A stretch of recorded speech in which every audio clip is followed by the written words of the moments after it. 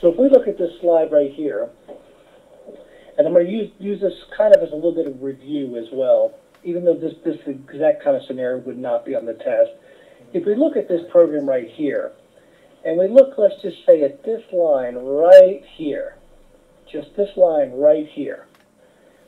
How many of you feel very comfortable as you look at this line, and hopefully you don't have your slides in front. If you do, try not to look at them. But how many of you feel comfortable that you could basically start your frame, stack, and heap with this line right here? You're looking for a green check, and you don't have to answer it all if you're not sure. Just a green check if you feel like you could definitely put this part in a frame, stack, and heap if I asked you to do that. Just the int A equals 1, 2. Okay, good. It looks like most of you, or maybe not all of you at some point, may feel fairly comfortable with that, and that's good.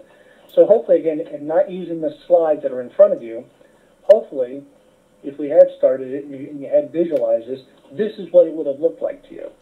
This is what you basically had in mind. Again, from the test point of view, I don't care if you include this part or not, as we talked about, but I would want to see the other components here.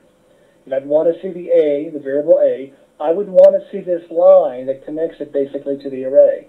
In addition, I'd want to see the indexing, and I'd want to see the values if values actually exist. If we continue with that program, and we'll go back just a little bit, if we continue with the program, we're going to be in a position where we call a certain method. And when we call a certain method, in this case, the one that we're going to call is swap.